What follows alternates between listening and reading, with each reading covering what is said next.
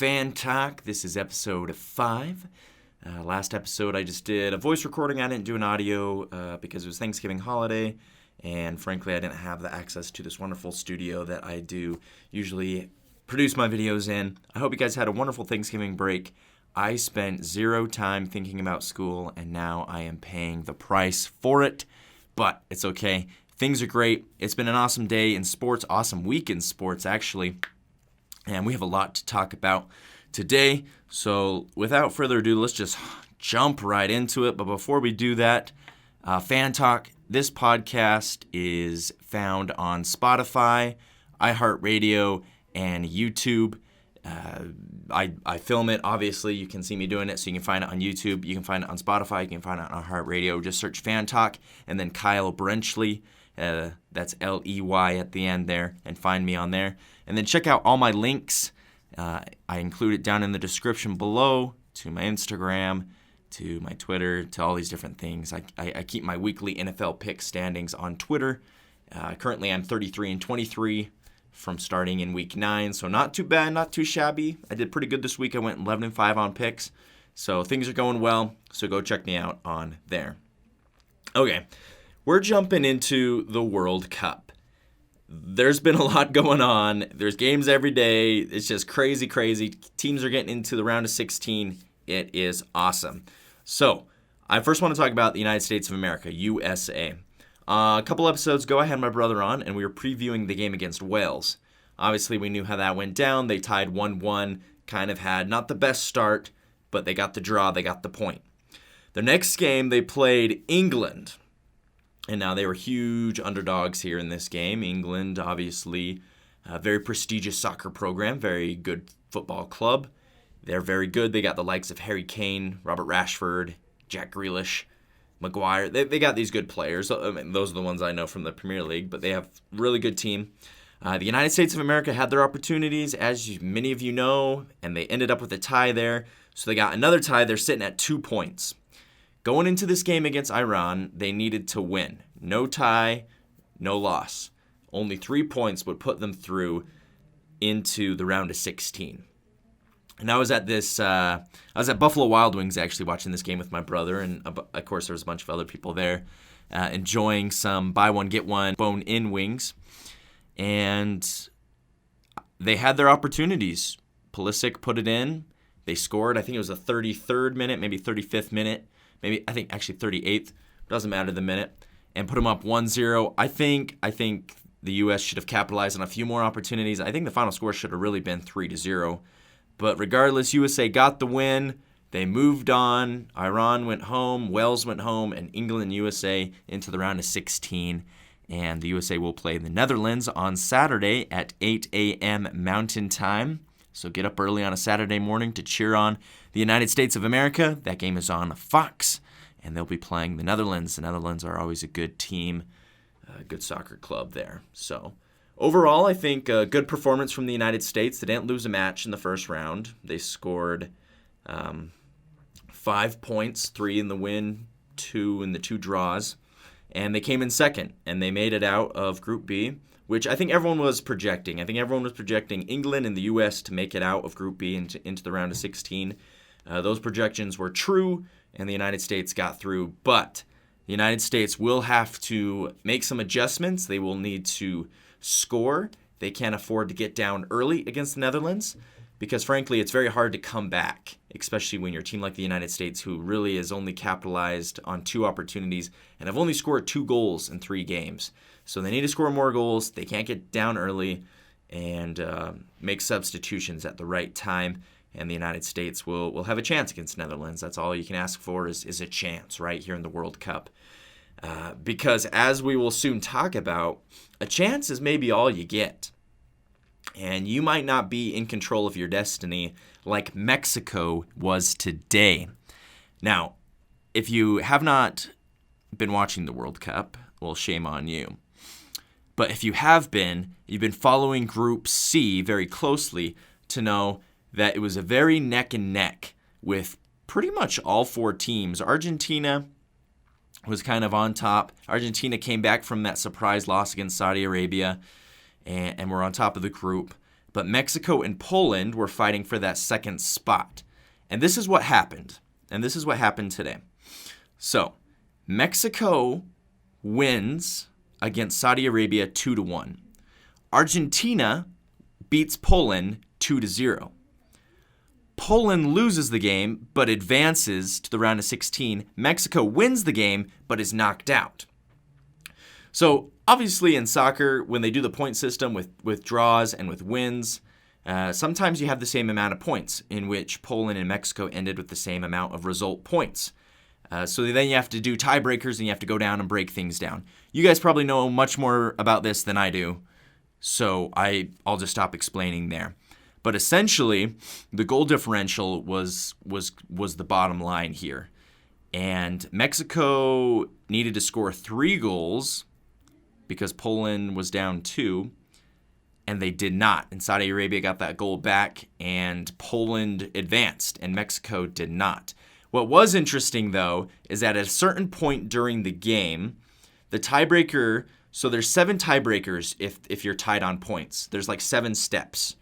And the Mexico-Poland situation had gone all the way down to the 6th step of the tie-breaking situation. And they call that fair play. So that's essentially how many yellow cards each team has. So Poland had 4, Mexico had 7. Poland did get one in their game and went up to 5 and 7. But alas, in the end, it did not matter because Saudi Arabia got that goal back, and Argentina didn't score that third, even though they had plenty of opportunities. And Mexico goes home, which is a huge surprise because, I mean, Mexico has this history of being an awesome soccer club. They're really good.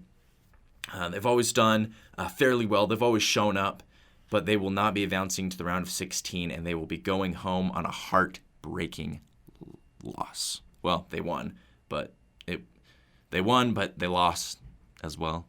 It was kind of a win-lose situation, literally. So, unfortunately, Mexico's going home. Poland is advancing on with Argentina into the round of 16. We still have games tomorrow and on Friday to determine the last couple groups on who's going to the round of 16. Currently, 10 teams have gone through, so we need 3 more groups, the winners and the runner-ups.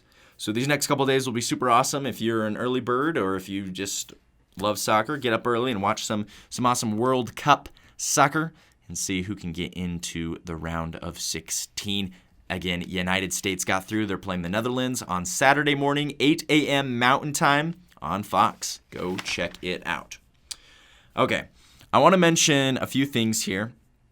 I want to talk about the NFL, of course. I always talk about the NFL and kind of I do my picks, and sometimes I cover stories. One story I want to mention a little later on is the Russell Wilson situation. I don't want to go too much into it because I'm a Broncos fan and I've been covering. When I say covering, I'm pretending like I'm a professional journalist here when really I'm just a college kid looking to be a journalist. As a fan, I've seen how the Broncos have played. I see their situation. I'm very familiar. I don't want to talk about them too much. There just have been reports, as you have heard, that Russell Wilson is losing the locker room, and Mike Purcell, the defensive lineman, was yelling at him, trying to get him fired up, and so he's quickly losing the team, and it's not all on his shoulders. Obviously, Nathaniel Hackett's been problematic. The play calling's been abysmal, and a good defense can only hold up so long when the offense is literally doing 3 and outs every single time. So, very brittle situation there in Denver. Very tricky. Unfortunately, things aren't looking to get any better this year. But I'll continue to watch games, and we'll continue to kind of watch that as we go.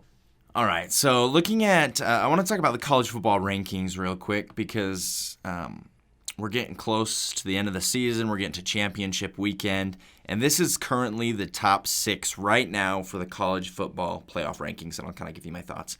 Number 1, Georgia. I think they're well-deserved at number 1. They're undefeated. They've been playing super well. I think they're dominating offense and defense. I think they're clear number 1. Michigan got a huge win over Ohio State in the shoe in Ohio. That's a big, big win. McCarthy was rolling. I think Michigan is well-deserved number 2. TCU, I like them at 3 because they're undefeated.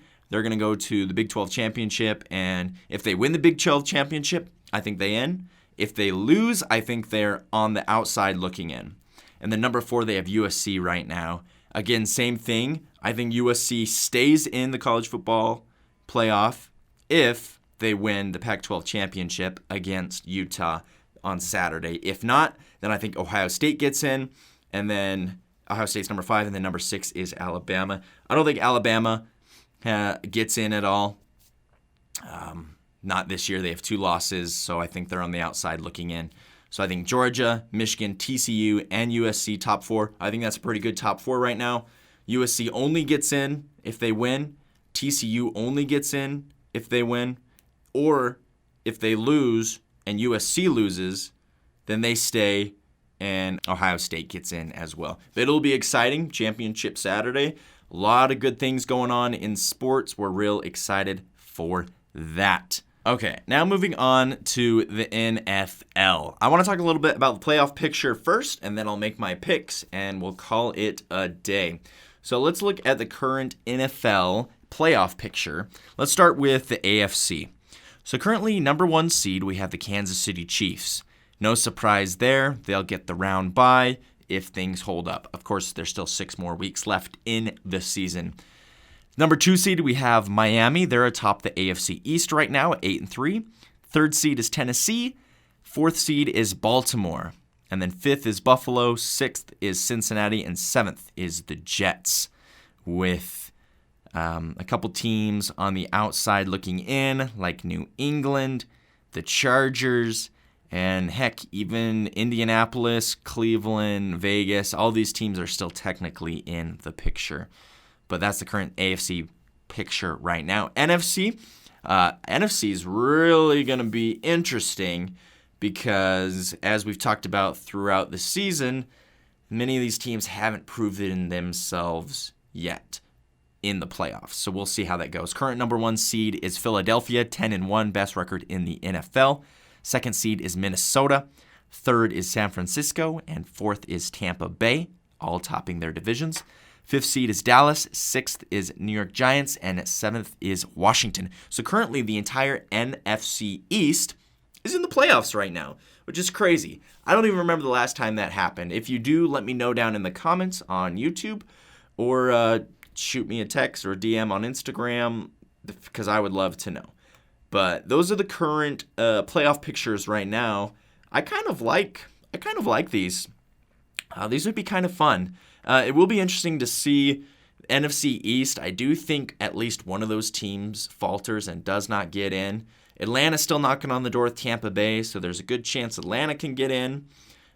Seattle's in the mix. Heck, Detroit's still in the mix. Green Bay, if they make a run. So the playoff picture is still very much wide open. Still a lot of football to be played, and it should be a real fun week in the NFL this week.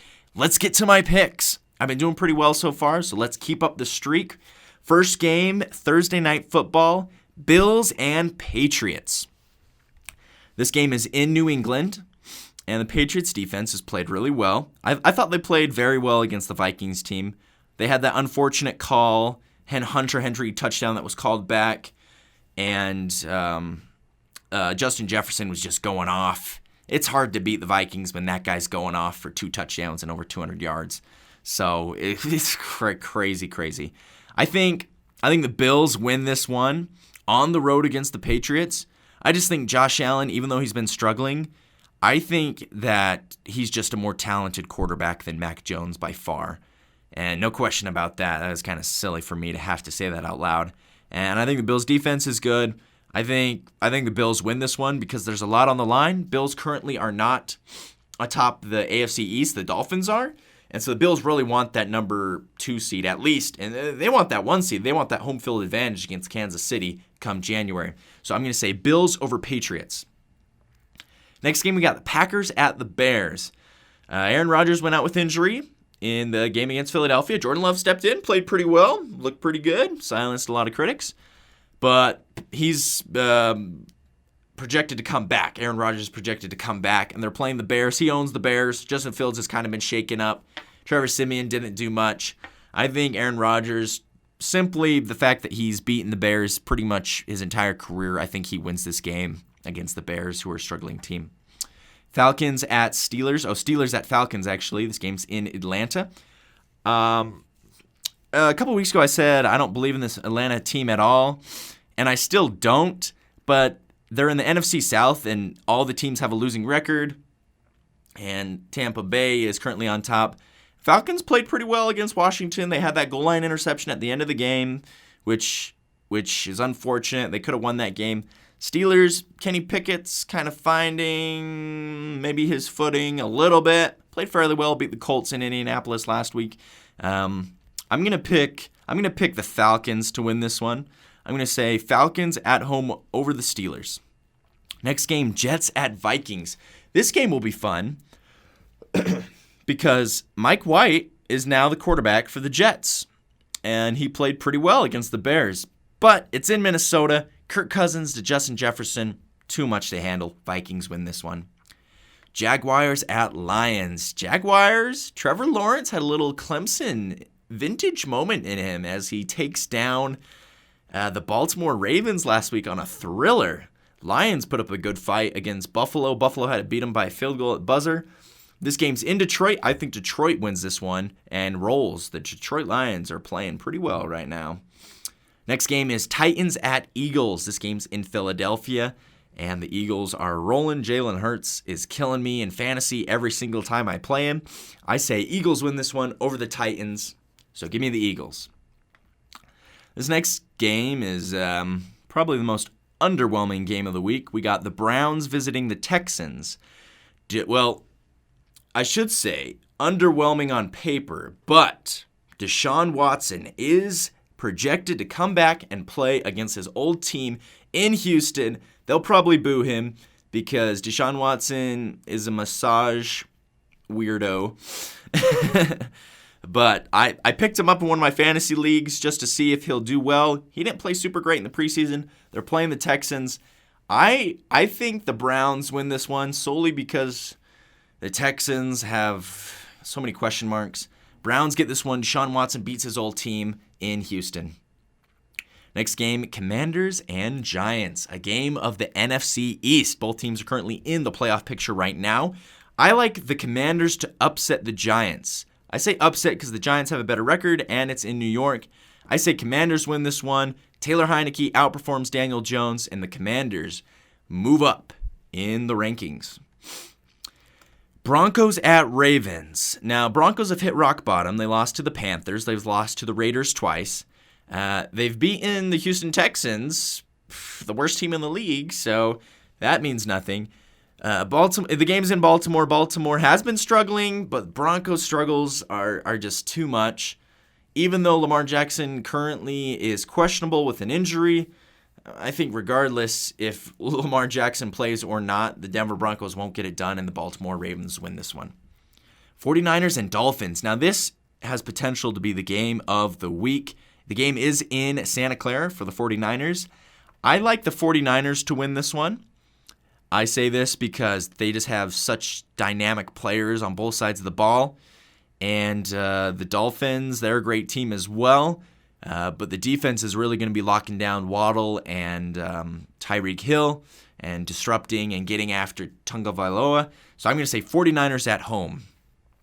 Seahawks and Rams. The Rams season is just about over. I think it pretty much is. Seahawks are fighting for a playoff spot. They're motivated. They just lost a tough one to the Raiders. I say the Seahawks come into LA, SoFi Stadium, and beat the Rams. Geno Smith plays big, and they continue their hunt for the playoffs in the post-Russell Wilson era. Ooh, a good old AFC West matchup. We got Chargers at Raiders. Raiders are coming off 2 big overtime wins. I hate the Raiders. Gosh dang. Derek Carr's been playing pretty well. Devontae Adams, that guy is a fantasy hog. If you have him, keep him, lock him up, don't trade him. He'll win you games. Chargers visiting the Raiders. This one's tough. I'm going to say that the Raiders keep rolling and beat the Chargers. Even though I don't like the Raiders, I'm putting my personal hatred for them aside and saying the Raiders keep rolling. They beat the Chargers, and they win their 3rd straight, going to 5-7. This next game, Chiefs at Bengals. Last year, if you would have asked me, I would have said Bengals because the Bengals beat them twice.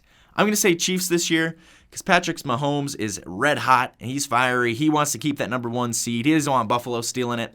So I say Chiefs over Bengals. Joe Burrow is missing Joe Mixon. Jamar Chase is supposed to come back, but coming off injury might be a little difficult. So Chiefs in that one.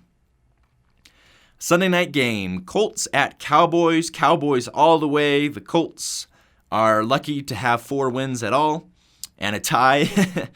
Cowboys are playing really well. Dak Prescott keeps rolling. CeeDee Lamb. Cowboys win that one. And then Monday night, Saints and Buccaneers. This game's in Tampa Bay. The Saints have had Tampa Bay's number in the past with Tom Brady on the team, but I just think that Tampa Bay keeps rolling and they beat the Saints on Monday night and keep their top spot in the NFC South.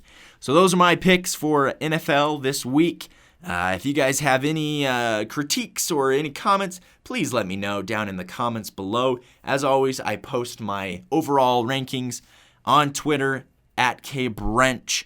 Currently 33 and 23. You can see my picks each week from there. I'm pretty active on Twitter as well. I'm mostly covering NBA, NFL, MLB as well. And so check that out on Twitter. Check out all my other socials down in the description below.